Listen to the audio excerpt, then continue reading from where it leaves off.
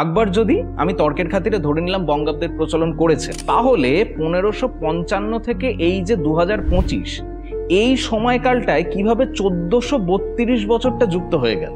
এটার উত্তরটা যদি মেলাতে হয় তাহলে আমরা দেখতে পাবো খ্রিস্টাব্দ থেকে যদি আমরা 593 বছর বাদ দিই তাহলে কিন্তু আমরা বঙ্গাব্দে পৌঁছে যাব। এটা তখনই সম্ভব যখন আমরা ইতিহাসের দিকে তাকাবো। ইতিহাসের দিকে তাকালে আমরা কি দেখতে পাই, যে শশাঙ্কের রাজত্বকালটাও সেই 6ষ্ঠ শতকের অন্তিম পর্যায়ে, এবং শশাঙ্ক সিংহাসনে আরোহণ করেছিলেন 593 খ্রিস্টাব্দে। তার সিংহাসন আরোহণকালকে স্মরণীয় করে রাখার জন্য তিনি স্বয়ং বঙ্গাব্দের প্রচলন করেন। তাহলে তিনি 593 খ্রিস্টাব্দে সিংহাসনে আরোহণ করলেন, সেই বছরটাকে ধরে তিনি বঙ্গাব্দের প্রচলন করলেন, এবং 593 থেকে 1432 বছর যুক্ত হয়ে এখন 2025। সুতরাং হিসেবটা খাপে খাপে মিলে যাচ্ছে।